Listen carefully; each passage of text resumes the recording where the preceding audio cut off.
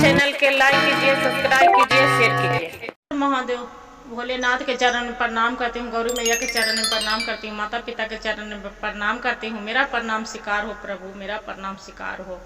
तुलसी मैया के चरण में प्रणाम करती हूँ, मेरा प्रणाम स्वीकार हो प्रभु, मेरा प्रणाम स्वीकार हो। जब तो हूँ रहलु असीस्या माई के गर्भिया रे जान, जब तो हूँ रहलु असीस्या माई के गर्भिया रे जान, जान रतिया दिन माँ जपलो गुरु के नैया रे जान, जान रतिये दिन माँ जपलो गुरु के नैया रे जान। जब तो जय जलम लुयसीस्या धरती आलोकवा हो, जब तो हुई लुयसीस्या धरती आलोकवा हो। एको दिन ना जपलो गुरु के नाय रे जान, शिष्या एको दिन ना जपलो गुरु के नाय हो राम। जब तो होइलु शिष्या अपनिया पैरवा हो, जब तो भइलु शिष्या 5 साल बीतलै हो। एको दिन ना कैलू नैया शिव के लिहलू रे जान, जान एको दिन ना शिव गुरु के जपलो नैया रे जान। मनुष्य के तन माय शिष्या नहीं कैलू ध्यान माँ गुरु रे जान, मनुष्य के तन माय शिष्या नहीं कैलू गुरु के ध्यान मारे जान, जान कैसे मिली है गुरु दर्शन मारे जान, शिष्या कैसे मिली है गुरु दर्शन मारे जान।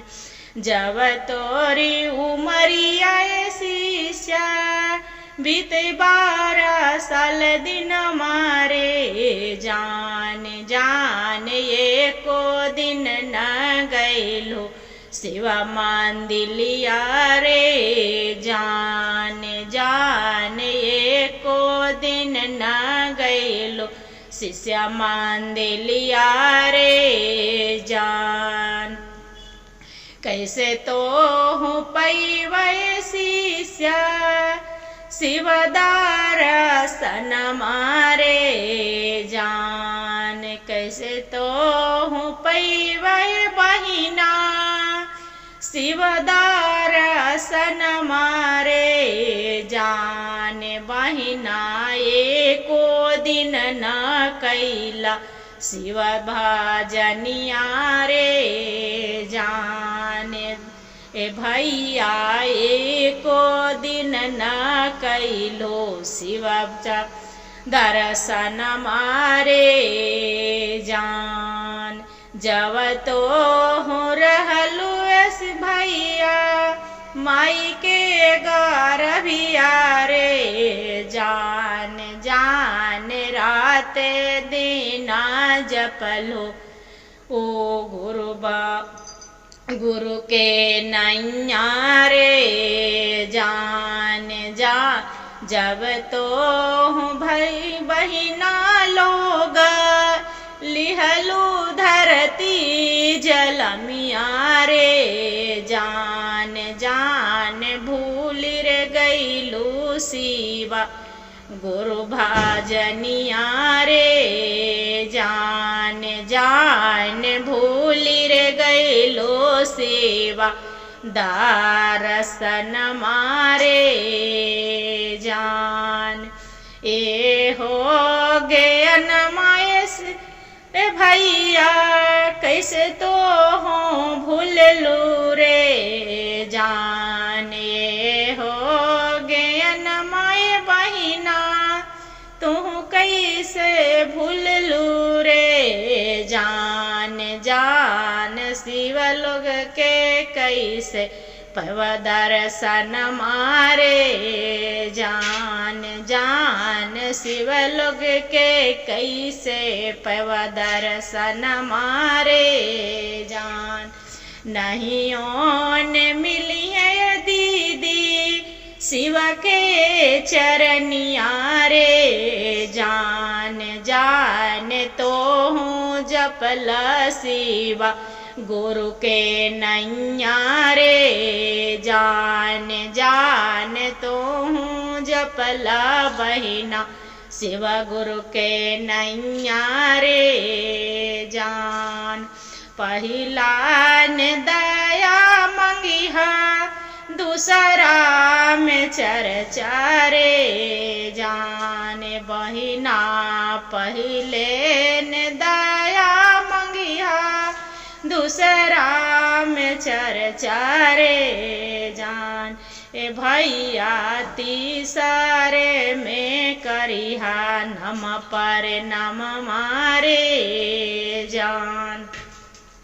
दया से ती दया मिले तो अपर नम से बिगड़ल बन तो कम मारे जान। जान नामन से तो भोले बाबा दर्शन मारे जान। जान नामन से तो भैया बन जाए तो कम मारे जान। हर हर महादेव, घर घर महादेव, गुरु भाई गुरु बहन। जो भजन अच्छा लगे तो वीडियो को लाइक सब्सक्राइब और शेयर जरूर करिएगा। अब भजन के पूरा सुनिएगा, अधूरी मत सुनिएगा, आपका भोले बाबा के अपमान होते हैं। पूरा भजन सुनने के लिए आपको गुरु बहन को पैसा नहीं लगता है। आप वीडियो के अधूरी मत सुनिएगा, पूरा सुन के एक वीडियो को लाइक और सब्सक्राइब और शेयर जरूर कर दीजिएगा। हर हर महादेव, घर घर महादेव। धन्यवाद।